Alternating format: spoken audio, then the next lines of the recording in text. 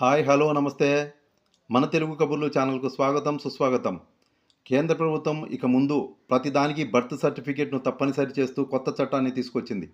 దీని గురించి మనం ఈరోజు ఈ వీడియోలో తెలుసుకుందాం. వీడియోలోకి వెళ్ళే ముందు ఒక చిన్న రిక్వెస్ట్. ఇంతవరకు మీరు మన ఛానల్ను సబ్స్క్రైబ్ చేసుకోకుంటే వెంటనే సబ్స్క్రైబ్ చేసుకోండి. వీడియోను లైక్ చేయండి, షేర్ చేయండి. ఇక ఆలస్యం చేయకుండా వీడియోలోకి వెళ్దాం.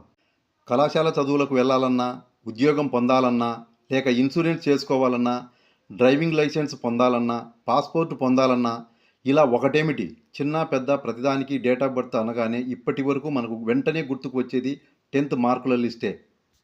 కనీసం 10వ తరగతి ఉత్తీర్ణులైన వారికి 10th మార్కుల లిస్టు అందుబాటులో ఉంటుంది.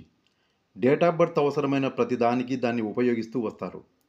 ఇక 10వ తరగతి లోపు చదివిన వారు, అసలు చదువే రానివారు జనన ధృవీకరణ సర్టిఫికేట్ అవసరమైనప్పుడు అనేక ఇబ్బందులు పడుతున్నారు.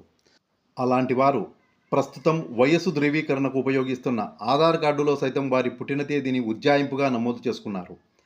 ఖచ్చితంగా డేట్ ఆఫ్ బర్త్ సర్టిఫికేట్ అవసరమైతే రెవెన్యూ డిపార్ట్మెంట్ ద్వారా పొందుతున్నారు.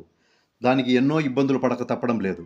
ఈ క్రమంలో ఖచ్చితమైన డేట్ ఆఫ్ బర్త్ నమోదు వలన అనేక ప్రయోజనాలు ఉన్నాయని కేంద్ర ప్రభుత్వం గుర్తించింది. దానికి అనుగుణంగా ఇకపై ప్రతి ఒక్కరికి బర్త్ సర్టిఫికేట్ తప్పనిసరి చేసింది. దానికి వీలు కల్పిస్తూ ఇకపై జనన మరణ నమోదును తప్పనిసరి చేస్తూ నూతన చట్టాన్ని తీసుకొచ్చింది. అయితే ఇన్నాళ్ళు లేని బర్త్ సర్టిఫికేట్ ఇప్పుడు ఎలా వస్తుందని కొందరు అనుకుంటుండొచ్చు. మీరు అనుకున్నది కరెక్టే. ఇంతవరకు లేని బర్త్ సర్టిఫికేట్ ఇప్పుడు ఎలాగూ రాదని తెలిసే ప్రభుత్వం దానికి అనుగుణంగా నిర్ణయం తీసుకుంది.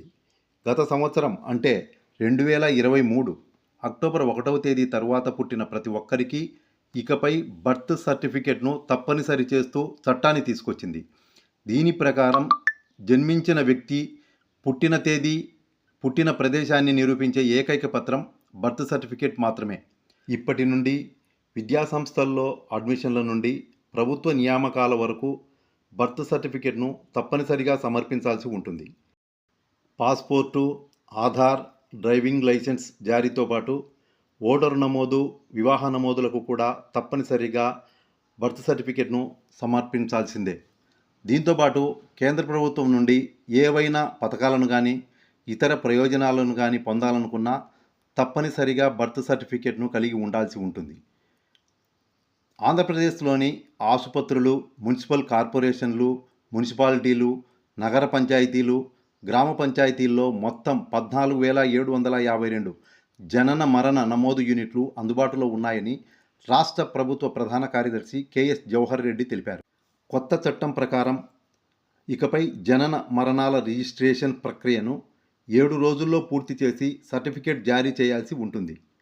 జాతీయ స్థాయిలో కేంద్ర రిజిస్ట్రార్ జనరల్, రాష్ట్రాల స్థాయిలో రాష్ట్ర చీఫ్ రిజిస్ట్రార్లు జనన మరణాల డేటాను నిర్వహిస్తారు. కొత్త చట్టంపై ప్రజల్లో అవగాహన కల్పించడానికి ప్రభుత్వం చర్యలు చేపడుతోంది.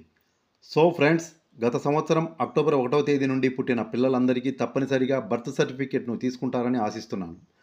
ఈ వీడియోను ఇతరులకు షేర్ చేయడం ద్వారా మరింత మందికి ఈ సమాచారాన్ని చేరవేసి అవగాహన కల్పిస్తారని కోరుకుంటున్నాను. Thank you for watching this video. మరో మంచి వీడియోతో మళ్ళీ కలుద్దాం. నమస్తే.